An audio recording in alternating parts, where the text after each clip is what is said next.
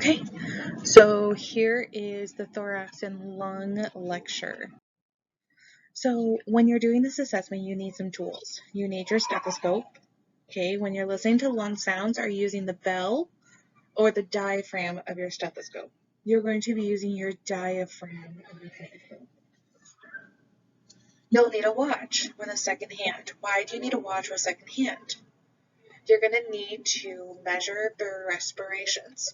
So if a client's respiration is between 12 and 20 breaths per minute, their rhythm is regular, okay, the depth is within range, it's not labored, it's unlabored. How long will you count for those respirations? You're going to count for 30 seconds. Now, at any time if it's irregular, so even 11 or 21, you need to count for 60 seconds. You need a pulse oximeter. So this is going to give the pulse ox, the oxygen saturation level. So here, it says 97. Oops, that was terrible. That was a terrible circle. Here it says 97 up top, so that's 97%. Okay, now when you're getting their oxygen saturation, you also need to make a note of how many liters they're on. Are they on room air? Let me bring this down. It's like a glare in my eye. Anyways, so, and then the 78 here, that is going to be their heart rate. But again, you need to make sure that you're getting an accurate heart rate. And by doing that, you need to actually do a radial pulse. Incentive spirometer. So here's the incentive spirometer. I'm going to erase this guy. So the incentive spirometer is going to be used especially with patients after surgery. This is just letting the patient do these breathing exercises with the incentive spirometer to inhale. Because what's happening with their lungs? Their lungs are expanding. They're expanding out.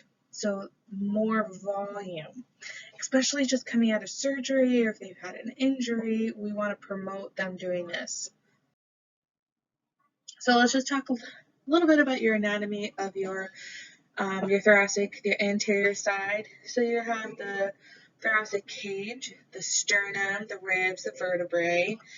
The diaphragm, it's the musculotendinous septum. It separates the thoracic cavity from the abdomen. So I'm going to take me off, even though every time you say when I take myself off, you can't really see me. But right here, oh, let me get my pen out. So right here, okay, I want to make a note of this area.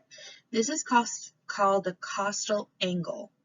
So here, it should look, so it's the separation from where the lungs are, okay? It's usually about a 90 degree, 45, 90 degrees. So on patients who have a costal angle that's greater than 90, that their lung expansion, they're having this overinflation, so that costal angle is getting wider.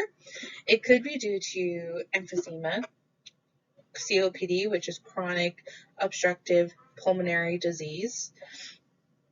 Let's also look here. So up here you have your first rib. Underneath that first rib is your first intercostal space. Underneath that you have number 2, your second rib. Underneath that you have your second intercostal space. And this is very important to know because we're going to be using these landmarks for when you listen to heart sounds. Again, the suprasternal notch is here. You have the mandibular of the sternum. Then you have the ingula lui. Okay, this is very important because if you feel on yourself, right here, I can feel my suprasternal notch. Excuse me. And then if I go down, I can feel kind of like this little bump, right? So that actually right there is my ingula lui. This is a landmark you're going to need to know.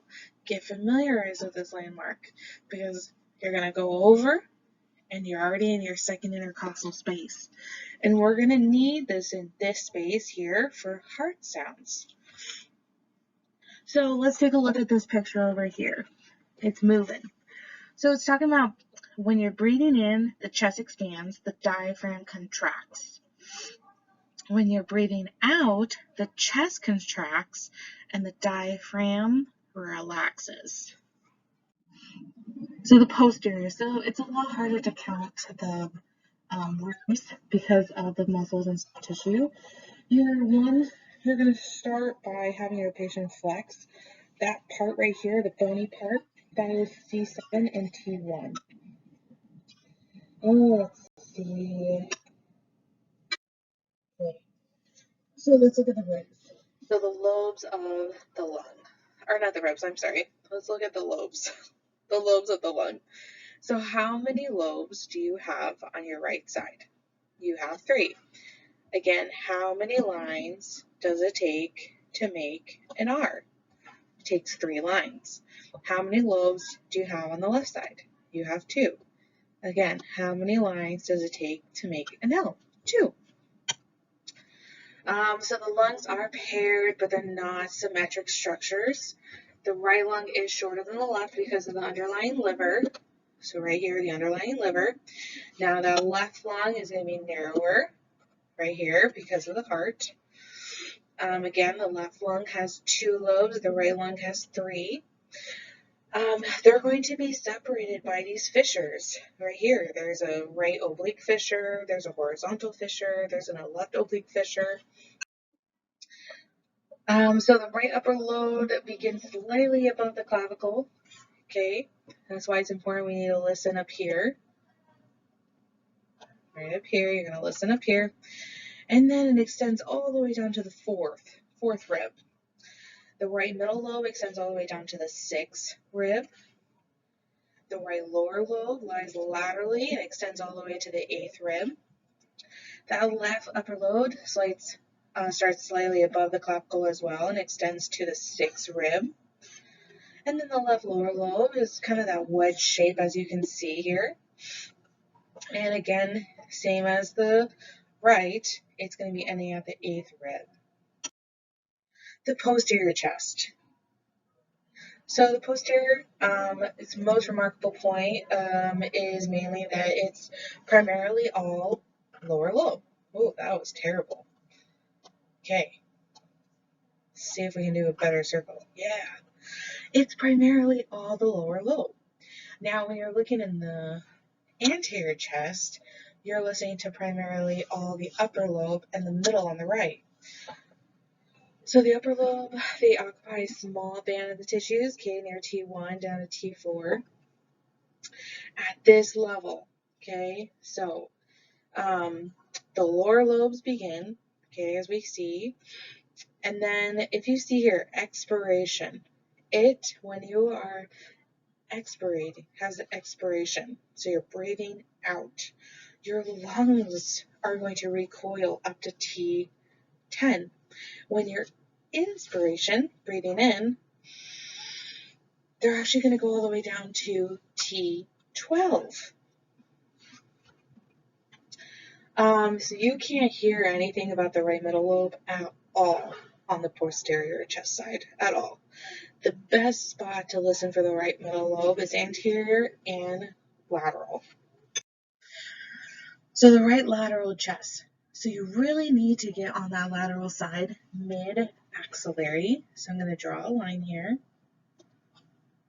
So this is mid-axillary here, because you really need to listen to those lobes on the side. So let's see. So the right upper lobe extends from the apex, okay, of the axilla. Okay, this is the apex of the axilla, all the way down to the 5th rib, mid-axillary line. The right middle lobe extends from the horizontal fissure down and forward to the 6th rib at the mid-clavicular line. The right lower lobe continues all the way down to the 8th rib, like we talked about for the anterior. Left lateral. So again, there's only 2 lobes on the left side, so there's no middle lobes, just upper and lower. Let's see. These are seen laterally, has like 2 triangles, so upside down and right side up. They're separated by the oblique fissure. As you can, again, the left lower lobe continues all the way down to the 8th rib.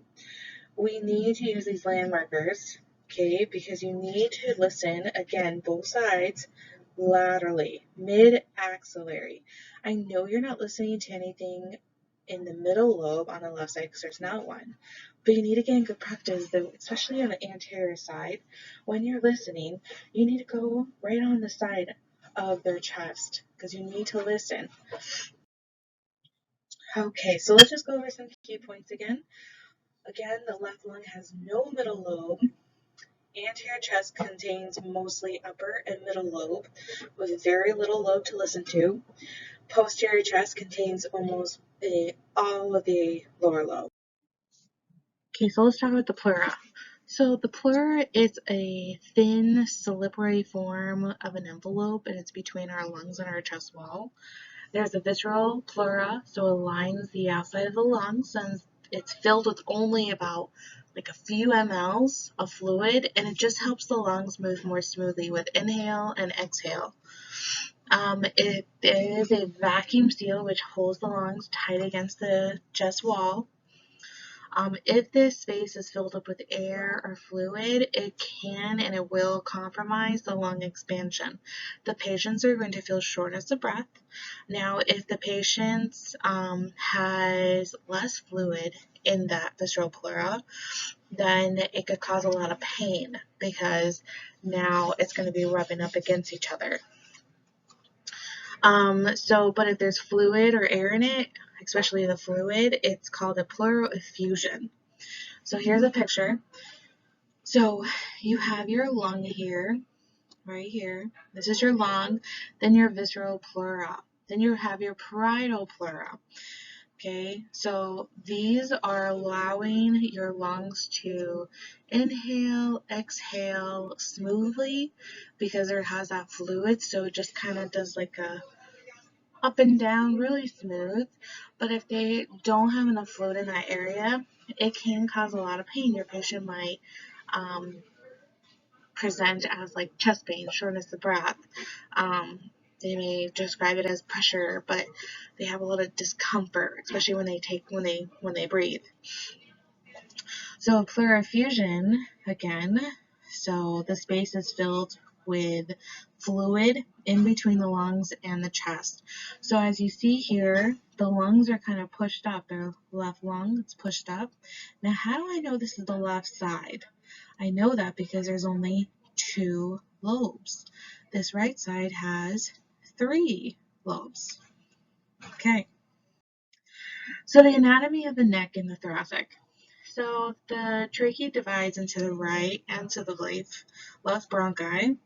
The right bronchi is a lot wider and it's straighter than the left, so it's more prone to have aspiration. The bronchi then breaks down to bronchioles, and then the bronchioles break down to alveoli. So what are alveoli? What do you guys think? So they're tiny sacs where the gas exchange is occurring, the oxygen and CO2. So inside the surface of the alveoli, it's about like a 75 square meter, so 27 feet by 27 feet, all folded up, literally like 1/5 of a millimeter. So small. But it's imperative that we have our alveoli because you need that gas exchange. Now, clients who have chronic obstructive pulmonary disease, we're going to talk about it, but just to start, their alveoli are damaged, so they're not having good gas exchange.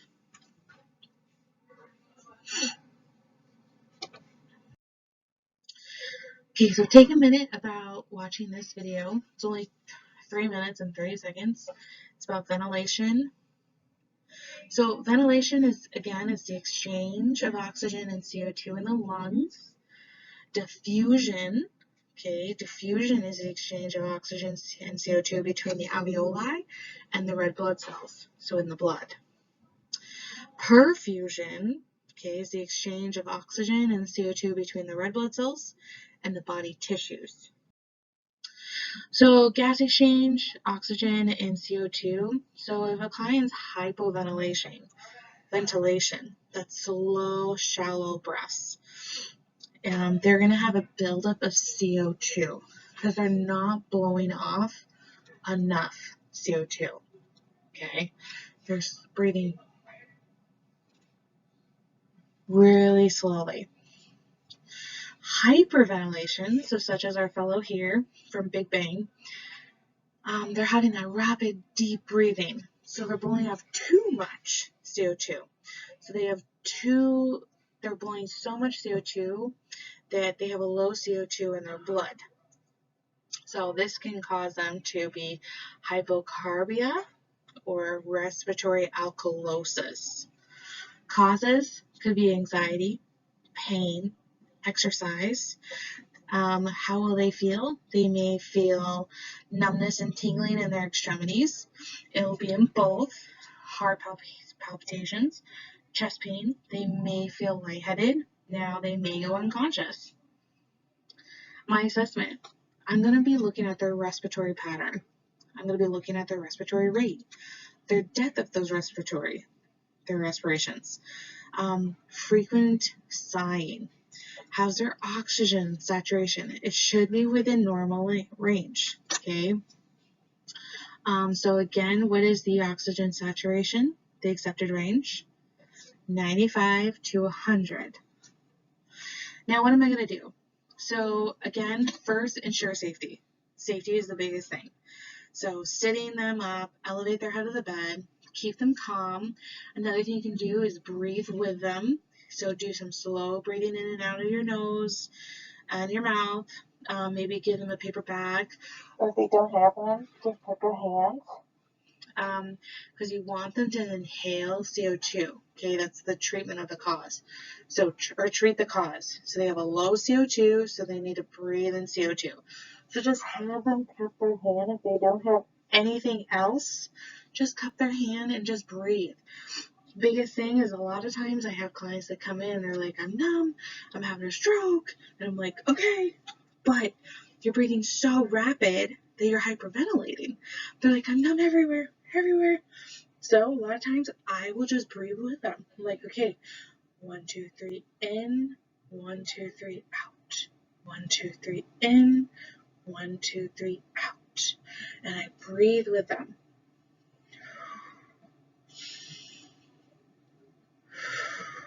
Nice and slow. After you've done these interventions, you have to assess them.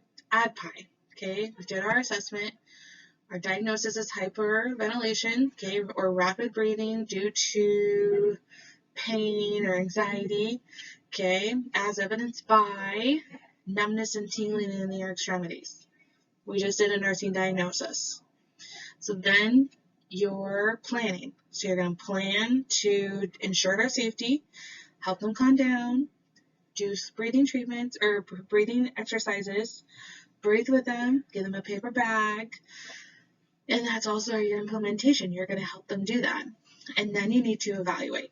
How are they doing? If they're not doing well, did they meet the goal? Did they not meet the goal? Okay, then you have to reassess and revamp your plan. Another thing is it can maintain for gas exchange, oxygen, and CO2. So with that gas exchange, it will help maintain our pH, or it can also alter our pH. So let's talk about our aging adults, because those are our primary clients. Now we do talk about some other people, but what happens when we age? So the costal cartilage becomes more calcified, okay? This is going to cause the client to have less mobility in their thorax, so such as when they're taking a breath in and breathing out.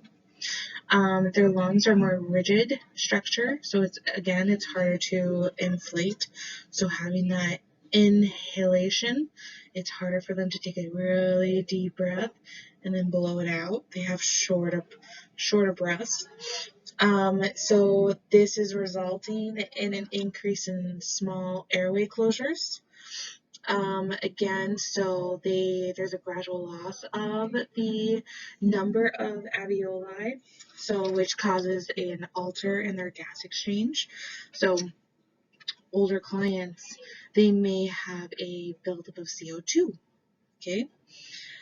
So decreased activity tolerance, their lung bases become less ventilated, okay, as a result of closing off a number of their airways.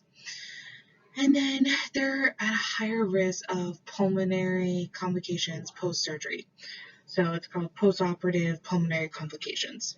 So that's when we're really implementing the incentive spirometer, getting them up out of the bed, especially for meals, like actively get them out of the bed because they're at a high risk of developing pneumonia. All right, so remember in anatomy, in your lungs, okay, you have something called cilia. So in cilia, what happens, it's like a hair-like structure, okay, whoa, and it's in the primary bronchus, okay, so see what happens with them, do you remember? So they collect microbes or debris, so let's say you inhaled something, and you're like, you're able to remove it. That's the point of your cilia. So with Asian adults, they have an ineffective of removing any dust or irritants, so that causes some irritation in their lungs, and they're at a high risk of developing any infections. So also they're going to have a high risk of kyphosis. So they have the vertebral collapse and an impairment in the respiratory effort. So when it's collapsing, okay, they're having that kyphosis, and they aren't going to be able to expand very well. Okay, that's another risk factor. Their cough reflex decreases. Their anterior posterior diameter becomes similar to the transverse diameter, like a barrel chest. So if you look here, this is like a barrel chest with a little kyphosis, but here, primarily, it's large. Okay, remember we talked about the costal angle, how it would be greater than 90 degrees because of the over inhalation. This is similar, so they're going to have that decreased vital capacity. They tire easily during auscultation. So a general survey. So again, with respiratory, you're getting that initial encounter. When you walk into the room, you're looking at their respiratory assessment. What do you see? You're looking to see at their respiratory rate. Is it Brady, within range, or tachypnea? Their respiratory effort. Are they using those accessory muscles? Are they shallow breathing? Are they rapid breathing? Are they labored? Are they unlabored? How's their depth? How's their level of consciousness? What's their color? Accessory muscles again. And then you're listening. Do you hear adventitious sounds? Remember in class we talked about A, B, C? So we're looking at their airway. Are they drooling? Is their airway patent? How is their breathing? Do you see an equal chest rise and fall? C, how is their color? So you want them to have that nice pinky color, or it's appropriate to their ethnicity, but you don't want them to be what? Cyanotic. You do not want them to be cyanotic. Now, with the adventitious sounds, when you're listening, I mean, even without your ears, let's say you are just walking through the door and you hear like a really high-pitched sound. Maybe it's a one tone. Do they sound like they have a wheeze? Do they sound like they have a stridor? Maybe like some older adults, maybe they swallowed something, now they have a foreign body, so now you hear that high pitch. Looking at them, are they diaphoretic? Are they struggling? Are they in respiratory distress? How's the client's position? Are they in that tripod position? Subjective data, that when you're talking to them, have they had a cough, any shortness of breath, chest pain when breathing, any history of respiratory infection?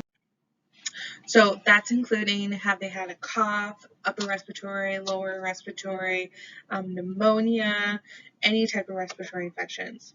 Do they need to sit up to breathe? Do they sleep with multiple pillows? Do they smoke? Have they smoked in their past, and how much did they smoke? Any environmental exposure.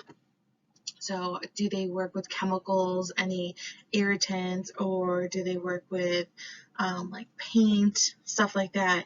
And then self-care behaviors. So Do they follow up with their doctor? If they have asthma, do they use an inhaler? If they smoke, have they stopped? What do they do, etc. Objective data, so when you're preparing for the room, you need a warm room, because if you're going to be listening to my lungs, you're going to be in a gown, remember? So I want to be warm. Please make sure you have a warm room with them. Maybe give them a blanket. Warm up your diaphragm. You can just rub it against your chest. And then a private room. And then make sure that your coworkers know that you're going in this room, you're going to be examining this client, and you can't have any interruptions. With your assessment technique, you're going to first inspect. Again, that's with your general survey. You're inspecting. You're looking at the chest. Is it rise? Is it falling? Equally. Palpation. You're palpating the same spots you would when you are percussing and auscultating. And then when you're palpating, you're feeling if they have any crepitus, that air underneath the skin feels kind of like little bubbles. Do they have any tenderness? Now, percussion, they should sound hollow when you're going over the chest wall. So it should sound hollow. If it has like the hyper-renaissance or like a dull sound, maybe they have a history of emphysema or an overinflation of their lungs. Another thing is percussion. We don't use percussion very much as nurses, but it's still something you need to know how to perform, because there may be a day you have to perform it. And then at the very end, you're going to auscultate on the posterior, anterior, and the lateral thorax. So again, once you're done that posterior and lateral side, move to the front and then perform the same for assessment technique. So make sure you clean your alcohol or clean your stethoscope and piece with alcohol, especially if you just came out of a room and you've used it on someone else, clean your stethoscope. So obtain vital signs, get a full set of vital signs. So the accepted range for respiratory rate, like we talked about, is 12 to 20. If they're tachypnea, which is rapid breathing, it's going to be greater than 20 breaths a minute. If they're bradypnea, which is slow breathing, it's going to be less than 12. Causes of tachypnea could be anxiety, smoking, an illness such as pneumonia, asthma, COPD, something that's compromising the lungs, so they're having a harder time breathing, so they're going to be breathing a little bit faster. Anemia, so if they don't have enough oxygen in their blood. What causes of bradypnea could be opioids or sedatives.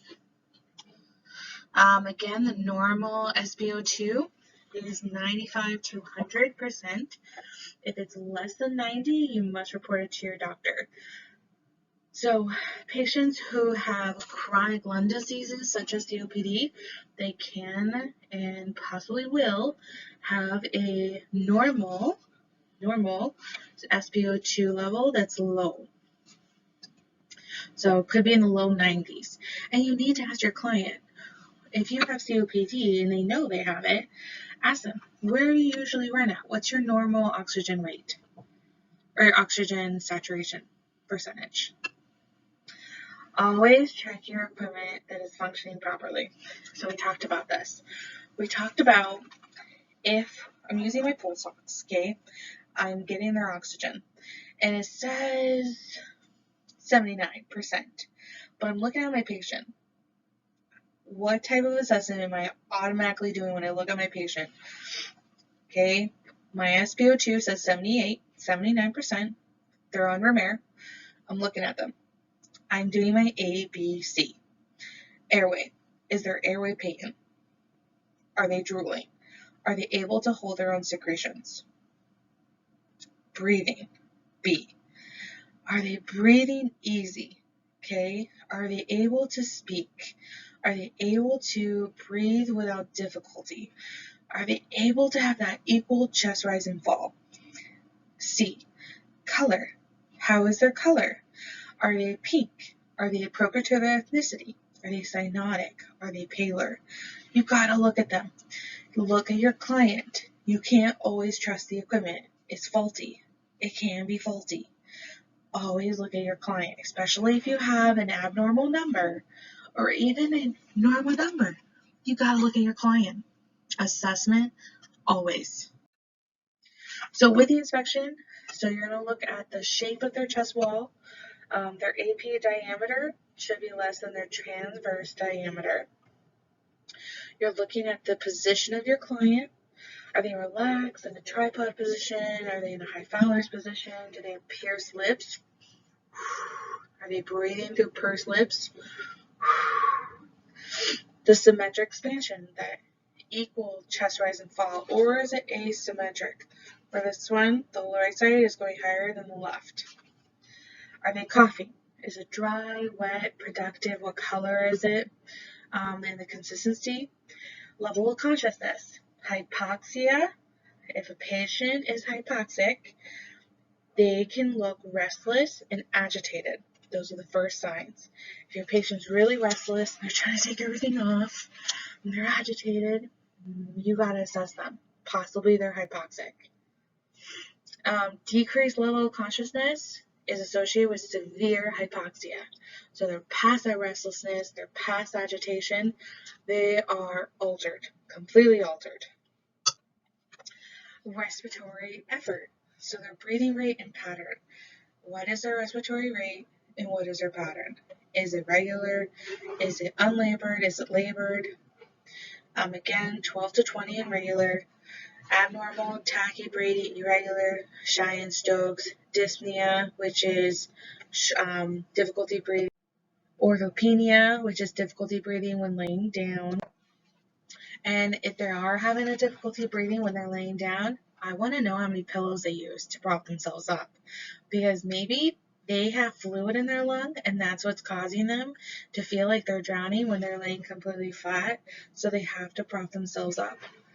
Ataxic breathing, so this is when they're having abnormal pattern. They could have like a rapid breathing with some episodes of apneic, which is absence of breathing.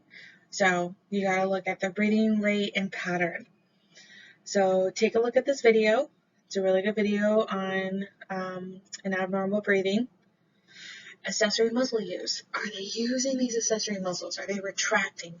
When they're retracting, I think of like children, and older adults can happen too, but primarily children. You'll see them suck it in, and you'll be able to see their rib cage, okay, because they're breathing so fast and they're trying to compensate. They're trying so hard that you can actually see, you'll be able to actually see them retracting, okay? That's not good.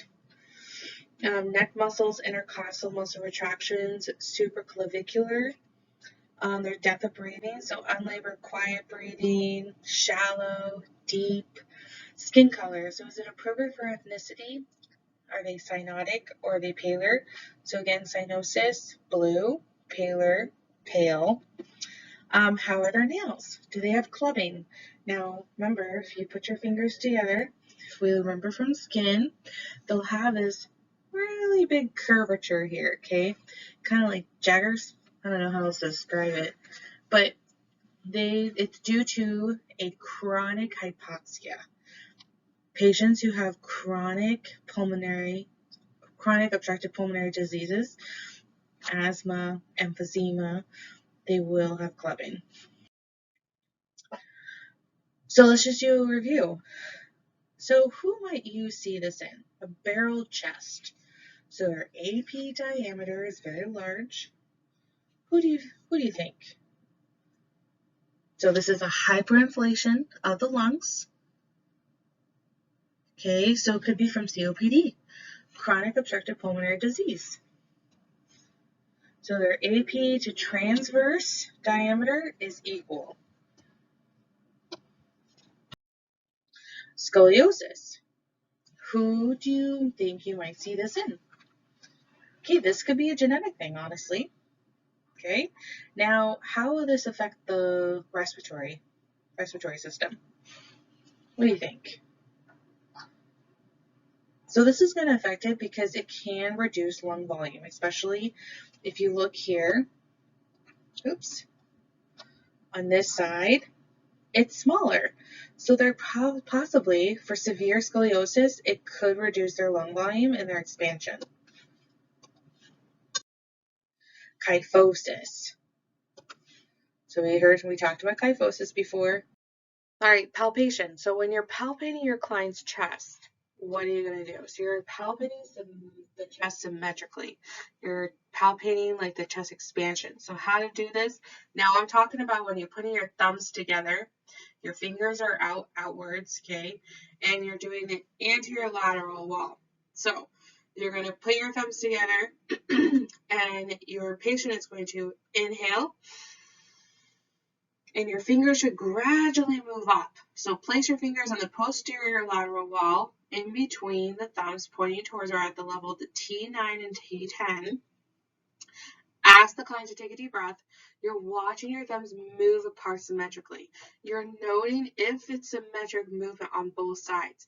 Now, if your right arm goes up but your left arm does not, you might have a problem, okay? You do this on the anterior and the posterior chest wall. Any limitations in the thoracic expansion is easier to detect on the anterior because of greater range of motion that exists here with the breathing. If it's unequal, it could be due to atelectasis, pleural effusion, could be trauma for fractured ribs or pneumothorax. So I'd like you to go into these websites here, okay, and then just watch them. Just watch the YouTube videos just so you can get an understanding. Now let's look over here. So attention, whoopsies, hold on. Attention pneumothorax. This could be due to trauma. So as we're looking here, you're looking at the right lung. I know this is the right lung because there's 3 lobes. There's the pleura space, there's the chest wall. Then I'm looking at the trachea. Is that trachea shifted or is it midline? It's actually deviated. It has a shift. Then if you look here, there's a collapsed lung. All this air here, this is pressure. So that pressure from the air coming from the pleura space is actually pushing that lung and it's collapsing it. With all that pressure, it's causing everything to shift. So let me delete some of this stuff so you can see a little bit better now that we've done talking about it.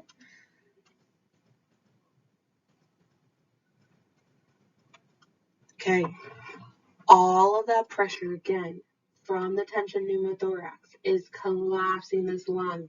There is space, or there's air entering from the pleural space. Okay, due to, could be from a car accident, could have been something, fractured ribs, whatever. Symptoms of a tension pneumothorax, they're going to have chest pain, shortness of breath, shallow breathing, anxiety, blue, ashen skin, like that dusty skin. Their heart rate's going to go up. They're trying to compensate for this tension pneumothorax. Now, a pleural effusion, we talked about a little earlier. Pleural effusion is when there's fluid within the pleural space. So again, that's compressing the lung up. It's not always the left side. I feel like every time we look at a picture, it's always the left. But when there's a pneumothorax or a pleural effusion, so there's fluid in there, you need to consider, okay, what's causing that fluid? You need to look at their palpation. You need to palpate. Is it equal rise and fall when you're doing your palpating? So palpate the anterior chest wall. You're going to know any tenderness. Normally there's none. If there's any superficial lumps, bumps, or masses, okay, again, normally there's none. Note skin and mobility. The skin turgor, especially on the anterior chest, you're going to be doing near the clavicle. Note their temperature. Are they diaphoretic or are they dry? Percussion. So you're going to start at the apus, and then you're going to percuss in the intercostal spaces, side by side comparison. So again, you're going in the same spots you would if you're going to be auscultating your client. So the normal sound is called renaissance. Excuse me.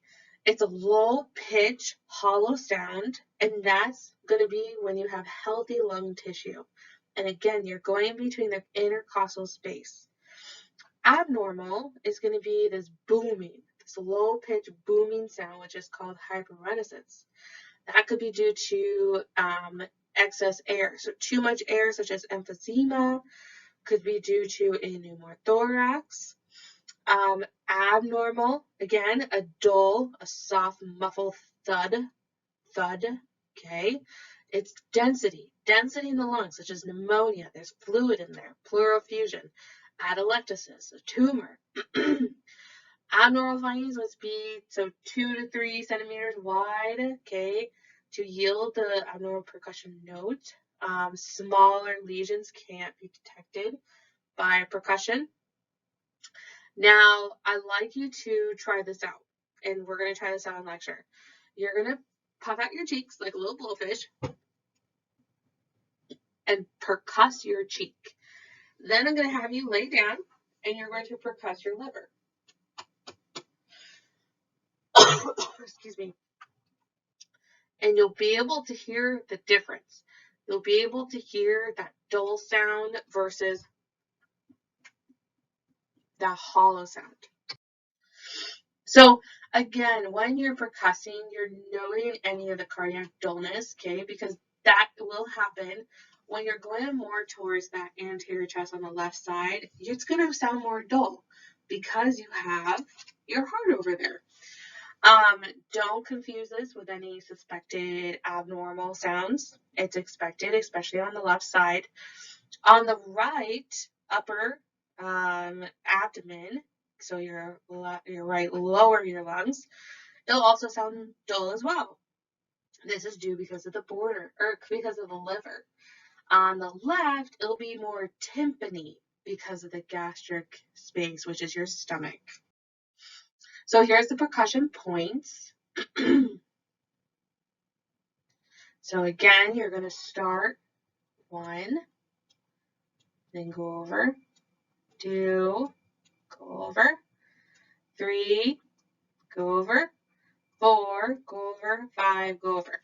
Now for women, it's going to be a little harder to percuss because of all that adipose tissue, but just do your best. Do your absolute best. Now for this, okay, this is just another way to percuss and to be more accurate, but go by what your ATI is. Now we're going to auscultate. Auscultation is just listening to the breath sounds. You're listening for the presence and the quality of their normal breath sounds. You're going to instruct your patient to breathe through their mouth a little deeper than normal, and then blow out nice and slow. You're using the diaphragm end of your stethoscope. You're holding firmly against the chest wall, and you need to listen for 1 full respiration in each location. So 1 full respiration is inspiration, expiration. That's 1. Again, side to side comparison is most important because I need to make sure the left and the right, they sound equal. Another thing is, don't get confused with the background noise with the lung sounds. So remember when we talked about be really careful with your stethoscope, careful with the tubing. Make sure that your tubing is free in the air. You're not rubbing up against it. If there's children or people talking in the background, ask them to lower their voice while you listen. And just ask nicely, ask respectfully. Do you mind withholding your conversation so I can listen to their lung sounds? I'll be done in less than a minute. Done. 99.999%, they're fine with it. I've never had a problem with anyone. You just need to have that confidence to ask someone to withhold their conversation, and that can be the worst part. So here's your anterior auscultation points. So again, you have 5 spots. There are 6. So there's some that says 6 in one part of your ATI, and there's another part that says 6, another part that says 5. If you add 6, it's fine. I'll take 6.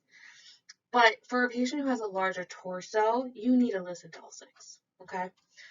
So you're going to listen above the clavicle. Again, above the clavicle. That is number 1. Then you're going down as the ladder.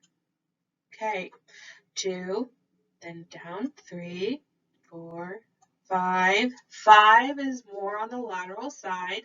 Again, you want to get more on that lateral breast for women. And then you do want to add that 6, okay? So add that 6 at the bottom.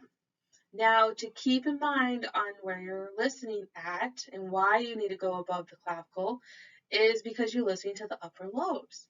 And then as you're going down, and why it's important to add that number 6 is because you need to listen to those lowers. And it's more on that lateral side again. Now for the posterior auscultation, similar to percussion, it's going to be 10 spots but 5 lines. Okay, so as I'm saying that, just so you can get a visual, there's 5 lines but 10 spots you're listening to. So again, when your client is expiring, so they're breathing out, the lungs are recoiling to T10. Okay, when they're inspiring, so their inspiration, their lungs are going to be going out to T12. So you're going to start at the very top. So do you do 1, 2, or 1, 1, 2, 2, 3, 3, 4. Now once you're going around the scapula. So when you are listening to your client, you are asking them to do what prior to auscultating? You're asking them to hug themselves and just lean forward slightly, just very slightly, because you're opening up the scapula so you can actually listen to the lungs. So when you are up to the top, you're curving around the scapula. So 1, 2, 3. Now when you get to 4, you're curving around.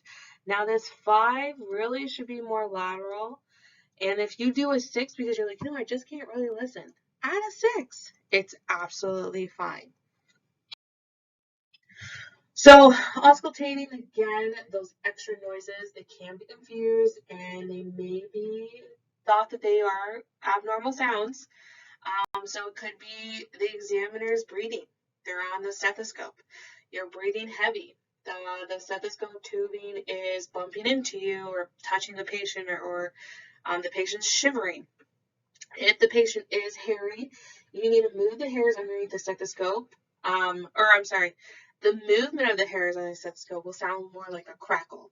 So to help this, you need to wet their hair with a damp cloth, or you can press a little harder. Rustling with a paper gown or paper drapes, that's going to cause that extra sound. Now again, when you are auscultating, you are stethoscope to skin. You are to never go onto their gown, because now you're possibly adding those extra noises that could be confused with an abnormal sound. So acutely ill patients, so you as a second examiner, okay, when you're trying to position them. So if you need to listen and they can't sit up, you need to change them to the right side so you can listen to them. Have someone to assist you. If no one's available and if you can roll the client side to side by yourself, then do it. The rolling technique, okay, you need to make sure you are listening side to side, but it can interfere with this, especially if they can't roll all the way on their side. Now let's talk about normal breath sounds. So there's going to be 3 types of normal breath sounds in children and adults. So there's a bronchial, so it's also called tracheal. The pitch is high, it's going to be loud. Inspiratory versus expiratory is less than. So expiratory will be greater. The sound will be greater with expiratory than inspiratory. The quality is a hollow, harsh sound. It's normally located in the trachea and the larynx. So again, bronchial, which is also tracheal, you'll hear it more in the expiratory than inspiratory. Now bronchial viscular, so this will be inspiratory and expiratory will be equal. This is mainly over the major bronchi, okay, where there's fewer alveoli located. And then it will be more of a moderate sound. The quality could be more of a mixed in between. Again, this is over the large airways. Bronchial viscular. Now there's vascular, which is over the peripheral areas of the lung. So this is over the peripheral lung fields where the air flows through the small bronchioles and alveoli. This is more of a low, soft sound. Inspiratory is greater than expiratory. You'll hear it louder there. And it could be more of like a sound of the wind in the trees, like a rustling sound. Okay, so here is just a nice picture. So you can kind of get a visual, and this is from Health Assess, that you can hear your bronchial, your tracheal will be on the upper, and then your vesicular will be more in the lungs, see that? And then your bronchial vesicular will be more right at the bronchial, right there. Adventitious sounds, okay? They're added sounds that are not normal, okay? There is some sort of problem that's moving around which is causing them to have these adventitious sounds. Anytime I have adventitious sounds and I hear them, I'm always going to ask my client to cough because I want to see, one, does it help? And I want to make sure that they can clear their airway. Okay, so let's go over them. Crackles, rails. There's fine versus coarse, bubbly sounds. So this is when the air is passing through fluid. So crackles, remember we talked about how they're like Rice Krispies, the cereal. So air is passing through fluid, or it's trying to re-expand collapsed airways. So that fine, high-pitched sound, it's the end of expiratory. It is not cleared with coughing. What type of patients might have crackles? Maybe there's pneumonia. Maybe they have CHF because there's fluid. Think of the fluid. So fluid sounds wet, crackles will sound wet. Now there's wheezes. Wheezes is a high-pitched whistling musical sound. This is a multiple musical notes, okay? Remember the little kid, or some people were saying a cat, but going down the slide. Woo! Woo! That sound is because air is passing through those narrowed airways, okay? That's narrowed or obstructed. What type of clients might have wheezing? Asthma, okay? COPD clients who have emphysema. Okay, rhonchi. Rhonchi is more of a snoring sound. It'll be a continuous, low-pitched sound. Okay, snoring. This could be due to a fluid or a mucus, and it can sometimes be cleared with coughing. So if I hear of a snoring sound, continuous, a low pitch, I'm going to ask the client to cough and see if it helps. Now, the pleural friction rub. Now, that's that rubbing, the dry, grating sound. It's very uncomfortable to hear. You can hear it just like if you're dragging something, or if you have nails on a chalkboard and it sounds terrible. Okay, that's when the visceral and the pleura are rubbing against each other. The inflamed visceral and pleural rub. Very uncomfortable, because within the pleura, okay, the parietal fluid, it's only a few millimeters. So what's happening is it's so inflamed that it's just rubbing up against each other. Now, what do you think your patient's going to present like? They're going to probably have chest pain, short breaths because it's hard to breathe, it hurts to breathe. Now let's look at stridor. So stridor is a high-pitched crowing sound. You can hear this without the stethoscope. You do not need a stethoscope to hear stridor. This is an upper airway problem. This is common with children. It could be due to there is an obstruction. It's most common to hear with inspiratory. Okay, absence. It's a collapse or surgically removed lungs. So when you're listening to your client and you're like, whew, I don't hear anything in the right lower or the right middle. Okay, now if I hear something abnormal, I can have someone else, as long as my patient is stable and they are stable, they appear stable, their vital signs are stable, they're not compromised, and I have time to have someone else do a listen, I'm going to have another clinician listen, because then it's confirming, yes, it is absent. Now, again, if I don't have anyone and I don't feel like I need it, I'm going to document absent, because if I hear nothing, but yet someone else hears something, I mean, one, I got to recheck it, but again, if someone hears crackles but I hear wheezes, I'm going to document my wheezes. Okay. Atelectic crackles, that's a short popping crackle sound. It only lasts for a few breaths. This is when the alveoli are not fully awoken. Okay, they're not fully aerated. There's clients that are asleep can have this. Older adults, clients who are bedridden clients. So what I'd like you to do is pause this and go to this website. Listen to sounds. I want you to listen to these sounds because ATI Health Assess has sounds. I have some sounds. If you go to another YouTube, they have sounds. Everything sounds different, but you really need to dive deep in how to describe a crackle, describe a wheeze, bronchi, pleural, stridor, absence, atelectasis. What do they sound like? How do you describe them? And then what is causing these problems and how can I help them? Okay, so this is a question I'll let you guys do. Okay, so this is the sounds that I was talking to you guys about. Guess that lung sound. So do this on your own. Just take a guess. The answers are in there. Okay, so COPD. What does COPD stand for? It stands for chronic obstructive pulmonary disease. Now, COPD, I think of it as an umbrella. What's happening underneath this umbrella? You have chronic bronchitis and you have emphysema. That is the loss of lung elasticity. The air is getting trapped in the lungs and the lungs are not able to deflate and hyperinflate correctly. They have a hyperinflation.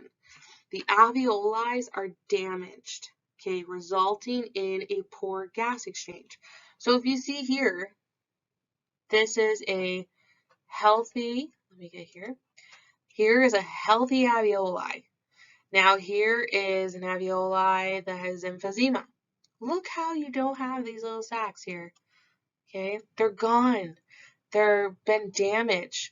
CO2 retention and respiratory acidosis is huge. It is huge. So these healthy airways, now with chronic bronchitis, it has a lot of mucus in it.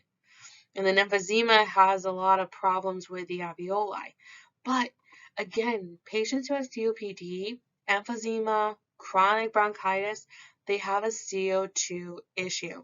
They present like they have a barrel chest, a round barrel chest because of the hyperinflation, and they're unable to fully deflate. Okay, so causes of COPD. What could cause someone to have COPD? It could be due to smoking. How about air pollution? Especially in a city that's really bad. Wood smoke. How about a workplace? Fumes or dust? Absolutely. So who's a high risk for this? So there are these, well, actually not who's at a high risk. We already talked about that. But who, for these clients, they're a high risk for what? They're a huge high risk for the flu, pneumonia. Okay, they do not do well to overcome any respiratory illness. Not at all. Now, assessment findings. If you don't know your client has COPD, but they're presenting this way, they may have COPD. So if the client has a chronic productive cough,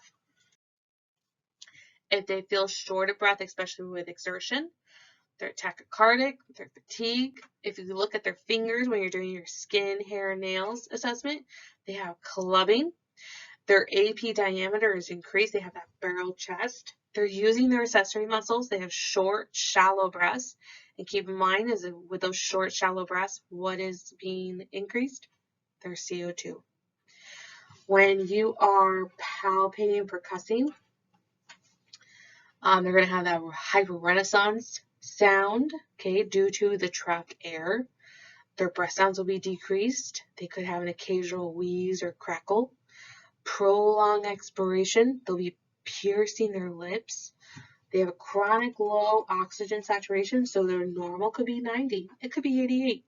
It all depends on what they are. And if I have a client that comes in and they're around 88 and they look okay, and then I find out that they have COPD, I'm going to ask them, where do you normally run at? And how much oxygen are you on? Now, what can I do for these clients? How can I intervene? I'm going to put them in a high Fowler's position, 90, because they need to open up those lungs. They can't breathe. Giving them breathing treatments, could be steroids or bronchodilators. They have really poor nutrition because of the breathing. It causes a lot of caloric demands, and they have decreased energy to eat because they're short of breath. They breathe through their nose a lot, and they breathe, well, actually, they breathe more through their mouth. So you need to teach them in pursed lip breathing. So when they breathe through their nose and out through their lips, it actually helps slow down their breaths. Exercise, just a daily walk to the mailbox. Okay, just a little exercise. Increase their fluid intake, because remember, if you increase the fluid intake, does that help with secretions? Yep, help with the secretions. And with chronic bronchitis, you have a lot of mucus. Okay, so take a moment again. Here's another video. I'd like you to watch this video. Now let's talk about asthma. What is asthma? Okay, so it's a chronic inflammation of the airways. So there's an intermittent airway obstruction. There's some mucus in there. Very irritated. It's called bronchoconstriction. So here's a normal bronchiole. Okay, that looks pretty good. And here is an inflamed bronchiole, an asthmatic bronchiole. Look how inflamed it is. It's so angry. So causes, it could be unknown.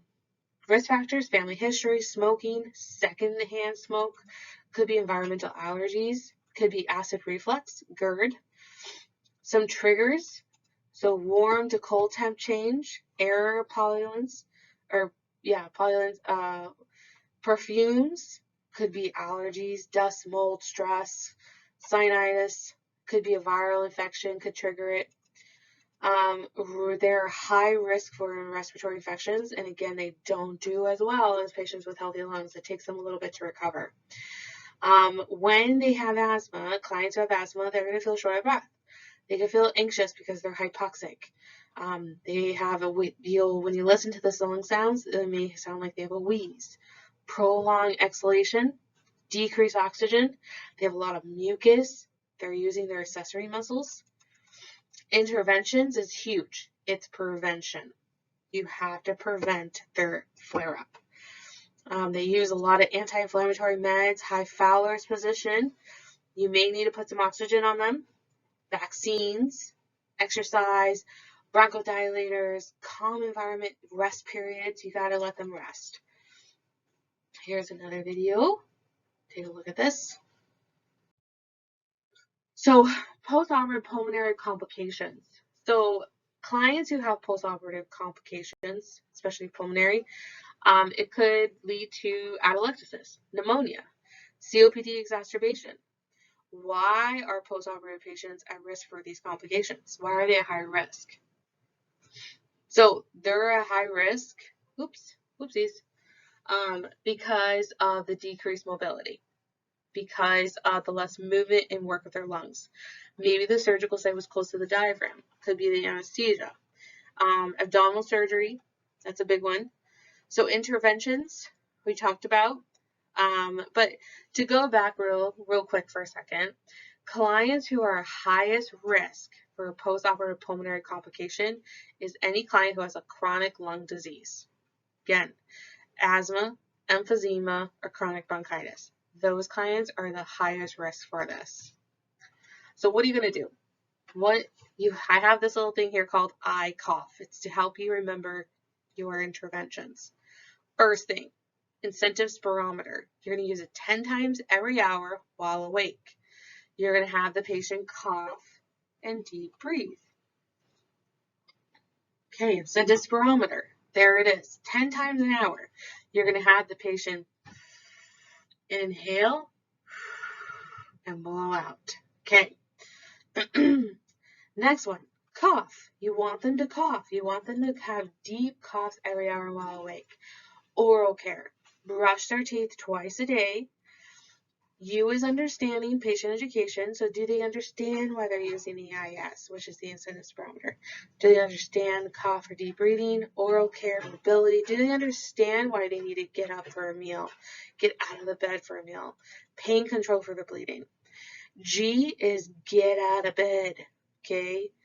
Get them walking. Get them out of the bed to just have a meal. H is head of the bed must be greater than 30 degrees. Okay, so I know we talked about with pressure ulcers to be less than 30, but these patients, they're at a higher risk for pulmonary complications. You need to lift them up so they can have that deep breathing. They can sit up for the meal. They can do the IS. They can do the cough. So, oral care. Oh, he's walking. Okay, shortness of breath and congestion, cough with intercostal retraction. So the assessment. Subjective. Are they having cough productive versus non? Is it non-productive or is it productive? What is the color and consistency of the sputum? Is it acute or is it chronic? Inspect for symmetry, inspect for retractions. Are they restless because they're feeling short of breath, and are they hypoxic? Anxiety, what's their mucous membranes look like?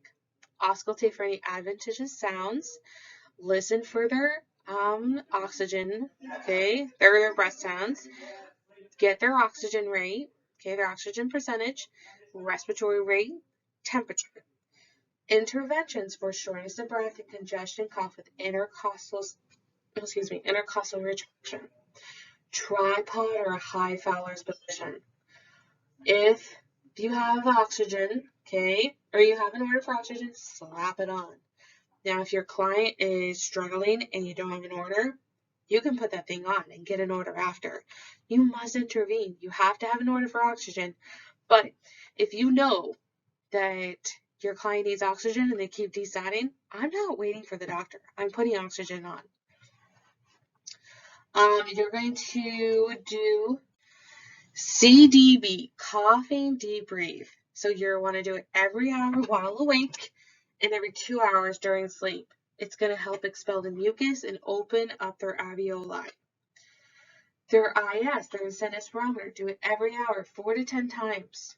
Okay, coughing usually will follow, but that's good because they're helping open up their airway more. Manage anxiety by talking them through the breathing techniques. Okay, we don't straight go to meds. We try to talk them through, be therapeutic. Pulmonary hygiene. So this could be suctioning, get the mucus out. This could be meaning a nebulizer. Chest physiotherapy. So chest physiotherapy it's when there's percussion on the chest, and it's about 2 minutes in different spots, and this actually helps loosen and move the mucus towards the center of the chest. This is, if you add humidification, it's going to help thin out the secretions. And again, if they're secretions, you want to keep them with fluids because those fluids will help also thin out the secretions. So again, hydration, then the secretions. So I know it says 1.5 to 2.5, but if your client can have 2 to 3 liters a day, push it. Push the 2 to 3 liters a day. And then recheck them. Recheck them and see how they're doing. Did they improve? Did they not improve? And why? And now reevaluate. When you reevaluate, redo your whole ACI.